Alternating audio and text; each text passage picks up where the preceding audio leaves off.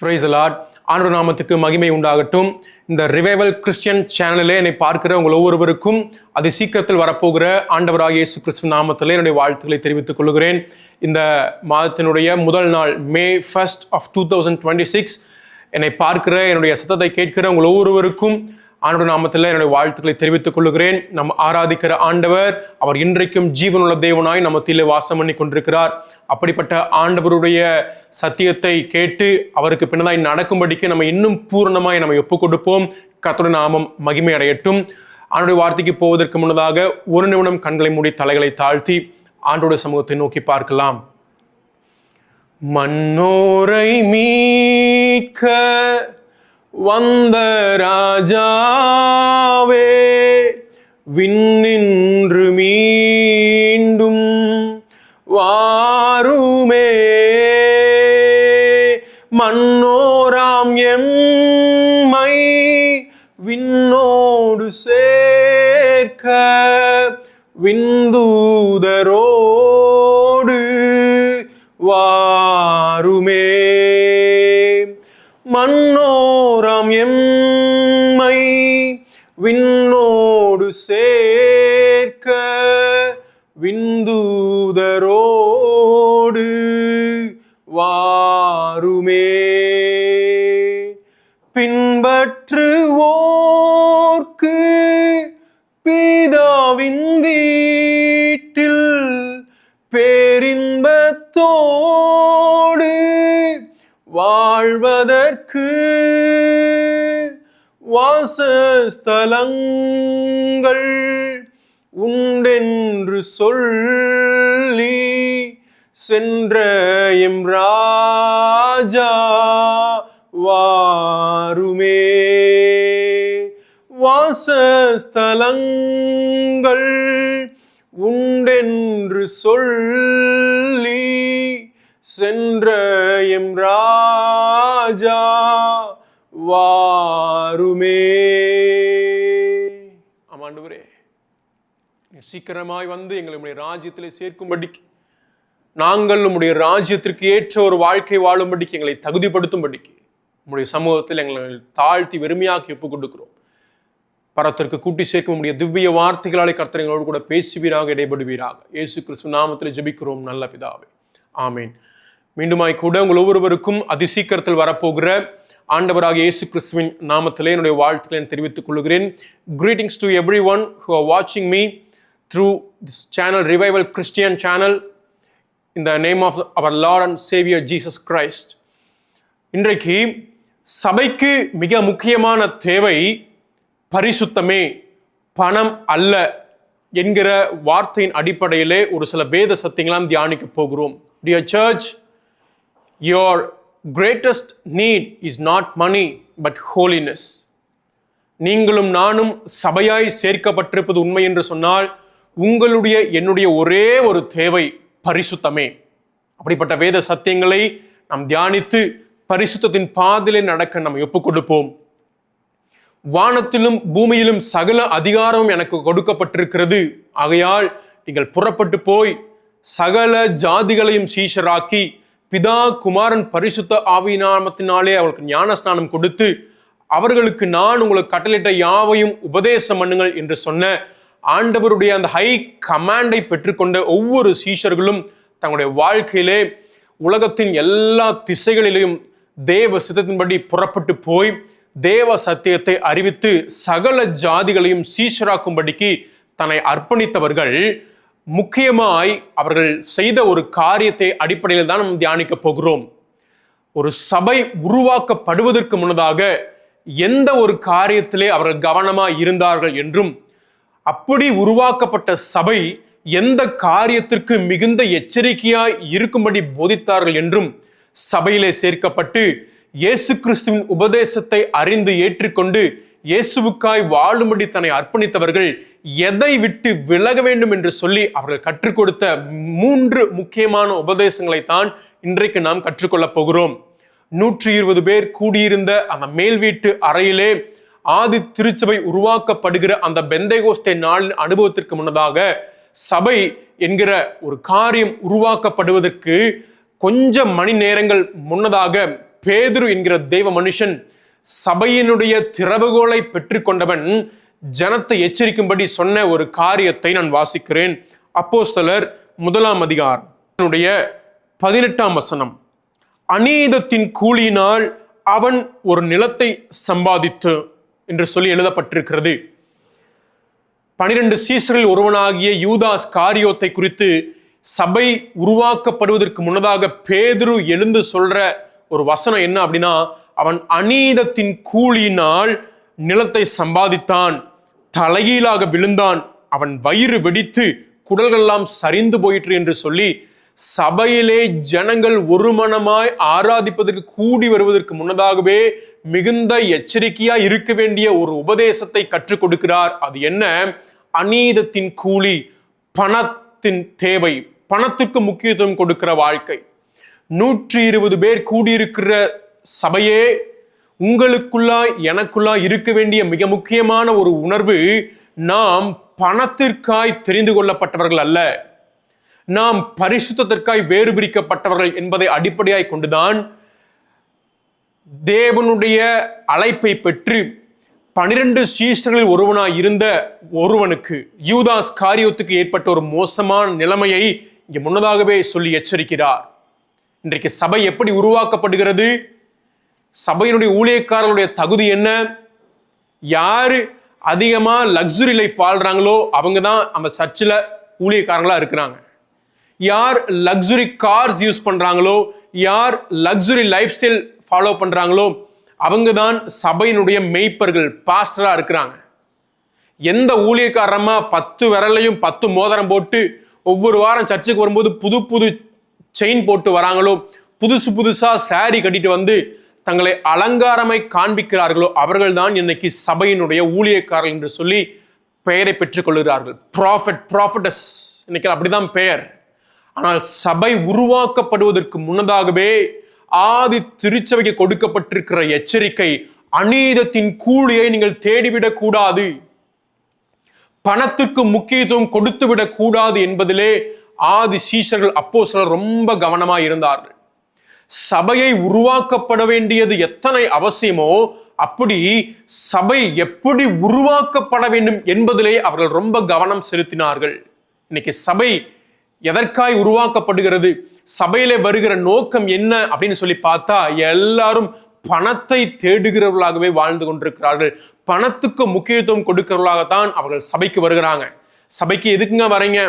பண தேவை, ஆசீர்வாதமா இருக்கணும், உலகத்துல எல்லா ஆசீர்வாதங்களையும் பெற்று வாழணும் அப்படின்னு சொல்லிதான் சபை உருவாக்கப்படுகிறது, சபை நடத்தப்படுகிறது. அது அல்ல சபை. My dear church, your purpose is not making money. உன்னுடைய நோக்கம் பணத்தை உருவாக்கி செல்வ செழிப்பிலே வாழ்வது அல்ல. உங்களுடைய என்னுடைய நோக்கம் பரிசுத்தத்திலே வளருவது. அதைத்தான் இந்த அப்போஸ்தலர் நடபடியில் முதல் அதிகாரத்திலே நாம் வாசிக்கிறோம். அநீதத்தின் கூலியை தேடுகிறவர்களாய் நீங்கள் இயேசு கிறிஸ்துவை பின்பற்ற முடியாது. யூதாஸ் காரியோத்து யார்? இந்த அநீதத்தின் கூலியை சம்பாதித்து தலைகீழாய் செத்துப்போன மனிதன் யார்? அவன் இயேசுவை தேடி இயேசுவின் பின்னாடி நடந்து வந்தவன் தான், அற்புத அடையாளங்களை செய்தவன் தான், எத்தனையோ ஊழியங்களை செய்தவன் தான். ஆனால் அவனுடைய முடிவு ஒரு மோசமான பேட் ரோல் மாடலாய் மாறிவிட்டான், பேட் எக்ஸாம்பிளாய் மாறிவிட்டான். நீங்களும் நானும் இயேசுவை பின்பற்றி இயேசுவை தேடி சபைக்கு வருகிற நோக்கம் பணத்தை உருவாக்குவது அல்ல, செல்வ செழிப்பிலே வாழ்வது அல்ல, பரிசுத்தத்திலே வளருவது. இரண்டாவது சொன்ன, அப்படி சபை உண்டாக்கப்பட்டு சபையிலே சேர்க்கப்பட்ட ஜனத்திற்கு எச்சரிக்கையாய் சொல்லப்பட்ட வார்த்தையும் என்ன? நான் வாசிக்கிறேன். 2 பேதுருவின் புஸ்தகம் அதனுடைய 2ஆம் அதிகாரம் 15ஆம் வசனம்.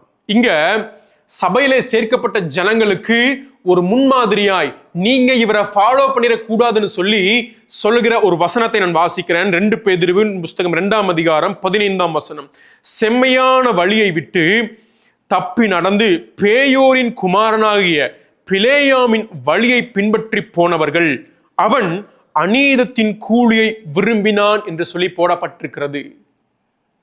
எப்படி புதிய ஏற்பாட்டுல இயேசு கிறிஸ்துவின் பின்பற்றி நடந்த அந்த யூதாஸ் காரியோத்து அநீதத்தின் கூலியை விரும்பினானோ, அதே போல இங்க பழைய ஏற்பாட்டு தீர்க்கதரிசி பேயோரின் குமாரனாகிய பிலேயாம் என்று சொல்லப்படுகிறது. அவனும் அநீதத்தின் கூலியை விரும்பினானாம். அவன் என்ன செய்கிறான்? செம்மையான வழியை விட்டு தப்பி நடக்கிறான் என்று சொல்லி சபையின் தூண்களா எண்ணப்பட்ட பேதுரு சொல்றாருங்க. இன்னைக்கு சபையில வந்தா எந்த ஊழியக்காரங்களையும் சொல்லக்கூடாது நீங்க சொல்றீங்க இல்லையா? எத்தனையோ கிறிஸ்தவங்க அப்படி ஒரு மைண்ட் செட்டுக்கு வந்துட்டாங்க. ஆனா இங்க சொல்றது யார் அப்படின்னா, சபையின் தூண்களா எண்ணப்பட்ட பேதுரு சொல்றார். இந்த கல்லின் மேல் என் சபையை கட்டுவேன்ற வாக்குத்தத்தத்தை பெற்ற அந்த பேதுரு தான் சொல்றார். பிரதான அப்போஸ்தலனாகிய பேதுரு தான் சபையை எச்சரித்து சொல்லுகிறார். அவன் செம்மையான வழியை விட்டு தப்பி நடந்தவன். இவன் என்ன செய்கிறான்? அநீதத்தின் கூலியை விரும்புகிறான்னு சொல்லி இந்த பிலேயாமை குறித்து பேதுரு சொல்லுகிறார். இயேசு கிறிஸ்துவின் உடன் பிறந்த சகோதரனாகிய யூதாவும் இவனை குறித்து சொல்லுகிற வார்த்தையை நான் வாசிக்கிறேன். யூதா எழுதின பொதுவான நிருபம் அதனுடைய 11ஆம் வசனம். இவர்களுக்கு ஐயோ, இவர்கள் காயினுடைய வழியில் நடந்து பிலேயாம் கூலிக்காக செய்த வஞ்சகத்திலே விரைந்து ஓடி கோரா எதிர்த்து பேசின பாவத்திற்குள்ளாகி கெட்டு போனார்களாம். இவர்களுக்கு ஐயோ, பிலேயாம் கூலிக்காக செய்த வஞ்சகத்திலே விரைந்து ஓடுகிறார்கள். சபையே, நீ பிலேயாமின் வஞ்சகத்திற்கு எச்சரிக்கையாயிரு என்று சொல்லி இயேசு கிறிஸ்துவின் உடன் பிறந்த சகோதரனும் அப்படி ஊழியக்காரனுமாகிய யூதாவும் அந்த பிலேயாமை ஒரு முன்மாதிரியாய் சொல்லுகிறார். நீங்கள் இந்த பிலேயாமை பின்பற்றி விடாதீர்கள். இந்த பிலேயாம் யார்? அவன் கூலிக்காக வஞ்சனையாய் அநேக காரியங்களை செய்தவன். இவன் ஊழியக்காரன், தீர்க்கதரிசி என்று பெயர் கொண்டிருந்தாலும் இவன் ஒரு வஞ்சகன் என்று சொல்லி அந்த யூதா சொல்லுகிறார். மூன்றாவது, அன்பின் சீஷன் சொல்லுவோம் யோவான். அவனுக்கு வேதம் கொடுக்கிற இன்னொரு உயர்ந்த ஸ்தானம். அவன் திவ்ய வாசகன், அவன் பரலோகத்திற்கு ஏற்றவன், திவ்யமான சுபாவத்தை பெற்றவன் என்று சொல்லிதான் இந்த வெளிப்படுத்தப்பட்ட விசேஷத்தை எழுதுகிறார். அதுல 2ஆம் அதிகாரத்துல பெர்கபு சபையோ 12ஆம் வசனத்துல சொல்லும் பொழுது அந்த சபைக்கு எச்சரிப்பாய் 14ஆம் வசனத்தில் என்ன சொல்கிறார்? ஆகிலும் சில காரியங்களை குறித்து உன் பேரில் எனக்கு குறை உண்டு. விக்கிரங்களுக்கு படைத்தவைகளை புசிப்பதற்கும் வேசித்தனம் பண்ணுவதற்கும் ஏதுவான இடரலை இஸ்ரவேல் புத்திரர் முன்பாக போடும்படி பாலாக் என்பவனுக்கு போதனை செய்த பிலேயாமுடைய போதகத்தை கை கொள்ளுகிறவர்கள் உன்னிடத்தில் உண்டு. பிலேயாமுடைய போதகத்தை கை கொள்ளுகிறவர்கள் பெர்கமு சபையிலே உண்டாம். நீ எச்சரிக்கையாயிரு. ஆகிலும் இதைத்தான் உன் பேரில் குறையாய் சொல்கிறேன் என்று சொல்லி ஆவியானவர் சொல்லுகிறார். பிலேயாமினுடைய போதகத்தை குறித்து எச்சரிக்கையாயிருக்கும்படி. யூதா சொன்னார் பிலேயாம் வஞ்சிக்கிறவன் சொல்லி. இங்க திவ்ய வாசகன் யோவான் சொல்லுகிறார் பிலேயாமினுடைய போதகம் வஞ்சனையான போதகம், அதற்கு நீ எச்சரிக்கையாயிரு என்று சொல்லி சபையை எச்சரிக்கிறார். இந்த பிலேயாமுடைய எல்லா காரியங்களும் ஒன்றுதான். அவன் அநீதத்தின் கூலிக்காய் ஊழியம் செய்தவன், பணத்திற்காய் ஊழியம் செய்தவன், பேர் புகழுக்காய் ஊழியம் செய்தவன். பழைய ஏற்பாட்டு தீர்க்கதரிசிங்க, எத்தனையோ 1000 வருடங்களுக்கு முன்னதாய் வாழ்ந்தவர். புதிய ஏற்பாட்டிலையும் சொல்றார் அப்படின்னா அவ்வளவு பேர் புகழ் பெற்ற ஊழியக்காரர் இவர். ரொம்ப ஃபேமஸான ஒரு ஆள். அதனால சொல்றேன், சபையே, பேர் போன புகழ்பெற்ற ஊழியர்களை தேடி விடாதீங்க. அவர்களுடைய நயவஞ்சகமான உபதேசத்துக்கு நீங்கள் எச்சரிக்கையாயிருங்கள். பேர் பெற்ற புகழ்பெற்ற ஊழியக்காரங்க அப்படின்னு சொல்லிதான் இன்னைக்கு எல்லாத்துக்குமே டைட்டில் கொடுக்குறாங்க. அவர்களுடைய உபதேசங்களை குறித்து கொஞ்சம் கவனமா இருங்கள். பணத்தை குறித்து உங்களுக்கு உபதேசம் பண்றாங்களா? பணத்துக்காக ஊழியம் பண்றாங்களா? வஞ்சிக்கிறாங்களா? போதகம் பண்றாங்களா? கவனமா இருங்கள். செம்மையான வழியை விட்டு இவர்கள் தப்பி ஓடுகிறவர்கள், வஞ்சகத்துக்காக உபதேசம் பண்ணுகிறவர்கள், சபையை குறைவுள்ள பாத்திரமாய் மாற்றும்படிக்கு துடிக்கிறாங்க. அதனாலதான் அந்த ஆதி அப்போஸ்தலர்கள் சபை பக்தி விருத்திலே வளருவதற்காய் செய்கிற ஒரு முயற்சி எச்சரிப்பின் உபதேசம். சபையை உருவாக்குகிற ஊழியத்தை மாத்திரம் செய்யவில்லை, உருவாக்கப்பட்ட சபை தப்பான வழியில நடந்துவிடக் கூடாது, வழி தப்பி போய்விடக் கூடாது என்பதிலையும் இந்த அப்போஸ்தலர் கவனமா இருந்தார். இன்னைக்கு கொஞ்சம் யோசிச்சு பாருங்க. இன்னைக்கு சபையில உருவாக்கப்படுகிற ஊழியங்களும் உபதேசங்களும் எல்லாம் பணத்துக்காகவே இருக்கிறபடினால இந்த 2026 நம்முடைய தமிழ்நாட்டுக்கான எலெக்ஷன் டைம்ல எத்தனையோ காரியங்கள்ல கிறிஸ்தவர்கள் அரசியல் கட்சிகளுக்கு கொடி பிடித்து நான் என்னுடைய ஜனநாயக கடமையை ஆற்றிவிட்டேன்னு சொல்லி போட்டோ போட்டவங்க எத்தனை எத்தனை பேர் அரசியல் கட்சிகளுக்கு பின்னதாய் போனா எனக்கு 500 ரூபாய் கொடுப்பாங்க, எனக்கு 1000 ரூபாய் கொடுப்பாங்கன்னு சொல்லி பணத்துக்காய் பின்பற்றி போனவர்கள் எத்தனை பேர். உங்களுக்கு ஐயோ, உங்களுக்கு ஐயோ.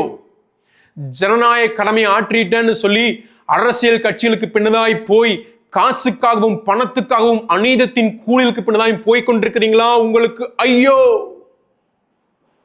மனுஷனை நம்புவதை பார்க்கலாம் கர்த்தர் மேல் பற்றுதலாக இருப்பதே நலம் என்பதை மறந்துட்டு இந்த கட்சிக்கு பின்னாடி போனா 500 ரூபாய் கிடைக்குது, அந்த கட்சிக்கு கொடி பிடிச்சா 1000 ரூபாய் கிடைக்குதுன்னு சொல்லி கூலிக்காக விலை போன கிறிஸ்தவர்களாய் அநேக கிறிஸ்தவர்கள் இந்த 2026 மாறிட்டோம். இதுக்கு அநேக ஊழியக்காரங்களும் சப்போர்ட். கட்சிக்காரங்களுக்கு பின்னாடி போய் கொடி பிடிக்க தொடங்கிட்டாங்க, அரசியல்வாதிகளுக்கு பின்னாடி போய் கொடி பிடிக்க தொடங்கிட்டாங்க.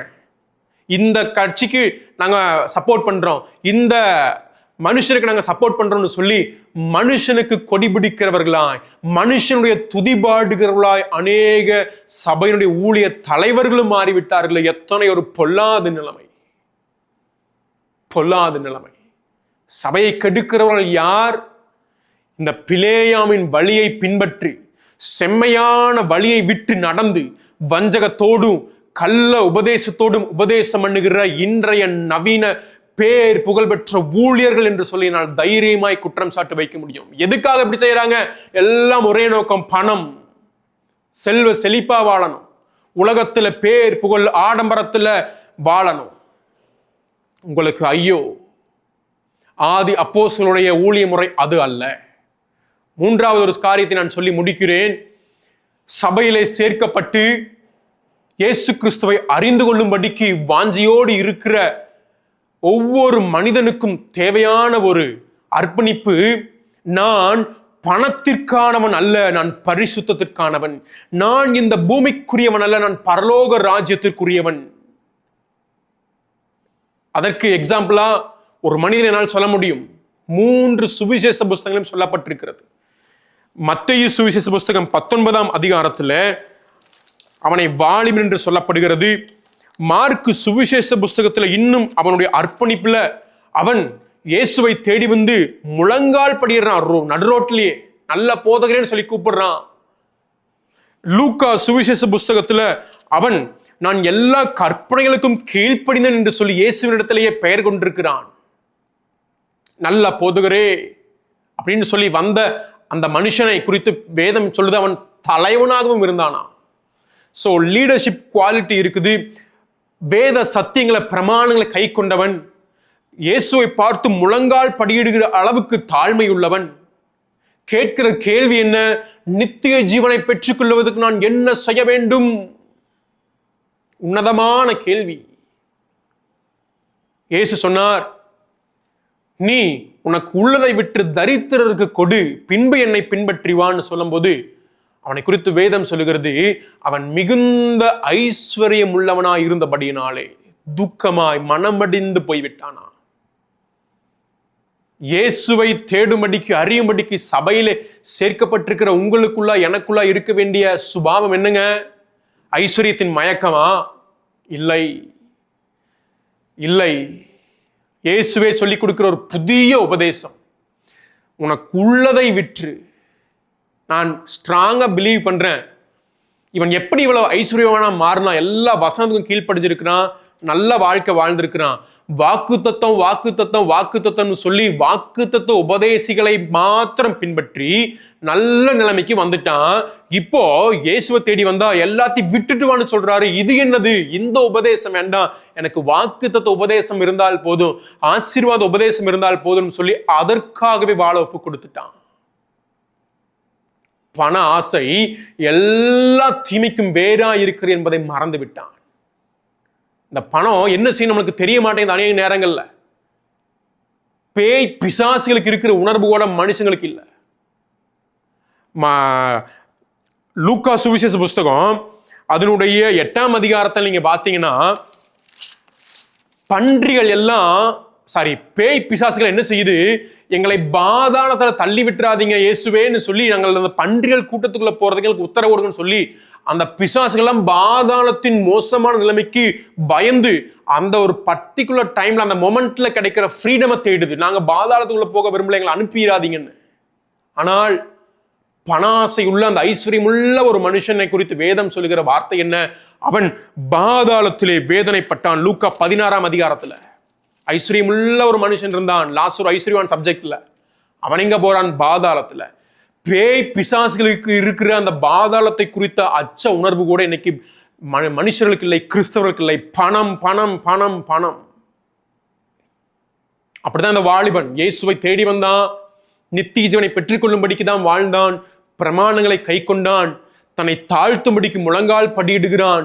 நல்ல போதகரே என்று சொல்லி அவரை உயர்த்தி மகிமைப்படுத்துகிறான். நித்திய ஜீவனை பெற்றுக்கொள்ளும் என்கிற வாஞ்சியோடு கூட வாழ்ந்து கொண்டிருக்கிறான். ஆனால் இயேசு கிறிஸ்துவனுடைய வாயிலிருந்து வந்த வசனத்துக்கு அவனால் கீழ்ப்படிய முடியவில்லை. வார்த்தை கீழ்ப்படிய முடியவில்லை. காரணம் பண ஆசை. பண ஆசை, உலகத்தின் மீது ஆசை. இன்னைக்கு உலகத்தில் இருக்கிற செலிபிரிட்டிஸ், சினிமா நடிகர்கள், உலகத்துல நல்ல வாழ்க்கை வாழணும்னு சொல்றவங்க தான் பணம் பணம் பணம் பணம் நிறையவே இருக்காது, போதுன்ற மனதே வராது, அப்படி வாழ்ந்துட்டு இருக்கிறாங்கன்னு சொன்னா, சபையில பரிசுத்தத்திற்கென்று வேறு பிரிக்கப்பட்ட ஜனமாய் சபையாய் மணவாளனை போல வாழும்படி தெரிந்து கொள்ளப்பட்ட நமக்குள்ளையும் அப்படிப்பட்ட மோசமான உணர்வு. அதுல மத்தேயு சுவிசேஷ புஸ்தகத்துல 19ஆம் அதிகாரத்துல இயேசு கிறிஸ்து அவனுக்கு என்ன ஒரு கிரேட் காலியை கொடுக்கிறார் பாருங்க. அதை மட்டும் நான் சொல்லி முடிக்கிறேன். 19ஆம் அதிகாரம் அதனுடைய 21ஆம் வசனத்துல, அதற்கு இயேசு, நீ பூரண சர்க்குணனாயிருக்க விரும்பினால் போய் உனக்கு உண்டானவைகளை விற்று தரித்திரருக்கு கொடு, அப்பொழுது பரலோகத்தில் உனக்கு பொக்கிஷம் உண்டாயிருக்கும், பின்பு என்னை பின்பற்றி வா. வாலிபனே, தன்னை தாழ்த்துகிற வாலிபனே, வசனங்களை கை கொண்ட வாலிபனே, என்னை தேடி வந்த வாலிபனே, நித்திய ஜீவனை பெற்றுக்கொள்ளும்படிக்கு விரும்புகிற வாலிபனே, உன்னுடைய அழைப்பை இன்னும் ஒரு படி மேன்மையாய் நான் மாற்றுகிறேன். You have one more great calling. அது என்ன? நீ இந்த பணத்திற்காகவோ இந்த உலகத்தில் செல்வ செழிப்பாய் வாழ்வதற்காக அழைக்கப்பட்டவன் அல்ல. நீ பரலோகத்தில் இருக்கிற பிதாவை போல பூரண சர்க்குணனாய் மாறும்படிக்கு அழைக்கப்பட்டிருக்கிறாய். என்ன ஒரு கிரேட் காலிங் பார்த்தீங்களா? அந்த காலிங்க்கு தான் இந்த வாலிபனை தேவன் தெரிந்து கொள்ளுகிறார். இயேசு அவனை அழைக்கிறார். இன்னைக்கு எல்லா வாலிபர்களுக்கும் எனக்கு அழைப்பு இருக்குதா இல்லையா தெரியாம யோசிக்கிறீங்க. எல்லாத்துக்கும் இருக்குது அழைப்பு. என்ன அழைப்பு? பிதாவின் போல மாறுவது, பூரண சர்க்குணனாய் மாறுவது, தேவ சாயலை பெற்றுக்கொள்ளுகிற வாழ்க்கை. சபையே, என் அருமை வாலிபனே, மை டியர் யங் பீப்புள், உங்களுடைய என்னுடைய காலிங் என்ன தெரியுமா? பரலோகத்தில் இருக்கிற பிதா பூரண சர்க்குணராய் இருக்கிறது போல நாமும் அவரை போல மாறும்படிக்கு, தேவ சாயலை பெற்றுக்கொள்ளும்படிக்கு மாற அழைக்கப்பட்டிருக்கிறோம். பணத்தின் சாயலை அல்ல, பரிசுத்தத்துல வளருவோம், பணத்தை விட்டு விட்டு. அதனாலதான் இன்னைக்கு எல்லாரும் சர்ச்சுக்கு வந்தாலே ஆசீர்வாதமா இருக்கணும் தான் விரும்புறோம் இல்லைங்களா? இயேசு கிறிஸ்து சொல்ற ஒரு ஒரு ஒரு ரொம்ப சூப்பரான ஒரு உபதேசம் என்ன தெரியுங்களா? லூக்கா சுவிசேஷ புஸ்தகம் 6ஆம் அதிகாரத்தின் 20ஆம் வசனம். அப்பொழுது இயேசு தம்முடைய சீஷர்களை பார்த்து, தரித்திரராகிய நீங்கள் பாக்கியவான்கள், தேவனுடைய ராஜ்யம் உங்களுடையது. சீஷர்களுக்கு இயேசு கிறிஸ்து கொடுக்கிற ஒரு பெயர், தரித்திரர்களாகிய நீங்கள். யாருங்க சொன்னா தரித்திரர்கள்னா மோசமான வாழ்க்கை, அது சாபமான வாழ்க்கை, அது இயேசு கொடுக்கிற வாழ்க்கை இல்லை, அது உலகம் கொடுக்கிற வாழ்க்கை, பிசாசு கொடுக்கிற வாழ்க்கை. என்ன? நாங்கள் இந்த பூமிக்குரியவர்கள் அல்ல, நாங்கள் தேவ ராஜ்யத்திற்குரியவர்கள் என்கிற சிந்தை இருக்கிற ஒவ்வொரு மனுஷனும் தன்னுடைய வாழ்க்கையில இருக்க வச்சுக்க வேண்டிய சிந்தனை, நான் இந்த பூமியில தரித்திரன், பரலோக ராஜ்யத்துல நான் ஐஸ்வர்யவன், பரலோக ராஜ்யத்துல மேன்மை உள்ளவன். அப்படிப்பட்ட சீஷர்களைத்தான் இயேசு பார்த்து நோக்கி பார்த்து கூப்பிடுறாரு, தரித்திரர்களாகிய நீங்கள் பாக்கியவான்கள். இந்த பாக்கியத்தை இன்னைக்கு அநேக திருச்சபைகள் இழந்துட்டு நிற்கிறீங்க. இந்த பாக்கியத்தை இன்றைக்கு அநேக கிறிஸ்தவ ஊழியர்கள் மறந்து நிற்கிறீங்க. இந்த பாக்கியத்தை இன்றைக்கு அநேக வாலிபர்கள் மறந்து நிற்கிறீங்க. தயவு செய்து நாம் இந்த உலகத்திற்குரியவர்கள் அல்ல, நாம் தேவ ராஜ்யத்திற்குரியவர்கள் என்று சொல்லி வாழ ஒப்பு கொடுப்போம். பாதாளத்திற்கு ஏற்ற சுபாவத்தை பெற்ற அந்த ஐஸ்வர்யவானை போல வாழாமல் ஆபிரகாமின் மடியிலே பெரிய இளைப்பாறுதலை பெற்ற அந்த தரித்திரனாய் வாழ்ந்தாலும் ஒரே ஒரு வாழ்க்கை, அது தேவ சாயலாய் மாறும்படிக்கு, பரிசுத்திலே வளரும்படிக்கு, பக்தி வைராக்கியத்திலே வளரும்படிக்கு, பண ஆசைகளை விட்டு விலகி பரிசுத்தத்தை காத்துக்கொள்ளும்படிக்கு நம்ம ஒப்பு கொடுப்போம். கர்த்தருடைய நாமம் மகிமையடையட்டும். கண்களை மூடி ஜெபிக்கலாம். ஒரே ஒரு நிமிடம். தேவ சாயலாக மாறி தேவனோடிருப்பேன், நானும் தேவனோடிருப்பேன். தேவ சாயலாக மாறி தேவனோடிருப்பேன், நானும் தேவனோடிருப்பேன். ஆண்டவரே, எங்களை கிருபையாய் நேசிக்கிற எங்கள் சர்வ வல்லமையுள்ள நல்ல ஆண்டவரே, இந்த நல்ல வேலைக்கு நன்றி செலுத்துகிறோம். கேட்ட வசனத்தின்படி ஆண்டவரே, நாங்கள் இந்த பூமிக்குரியவர்கள் அல்ல, நாங்கள் பணாசை உள்ளவர்களாய் வாழ்ந்து விடாதபடிக்கு பரிசுத்தத்திலும் பக்தி வைராக்கியத்திலும் வளர்ந்து பரலோகத்தில் இருக்கிற பிதா பூரண சர்க்குணராய் இருக்கிறது போல நாங்களும் அப்படிப்பட்ட வாழ்க்கை வாழ நாங்கள் தரை மட்டும் தாழ்த்தி வெறுமையாகி ஒப்புக் கொண்டுக்கிறோம். கர்த்தர் எங்களோடு கூட பேசுவீராக. உம்முடைய சத்திய வார்த்தைகளை அனுப்பி எங்களை இன்னும் பரிசுத்தப்படுத்துவீராக. இயேசு கிறிஸ்து நாமத்தில் ஜெபிக்கிறோம் நல்ல பிதாவே. ஆமென். Praise the Lord. Thank you.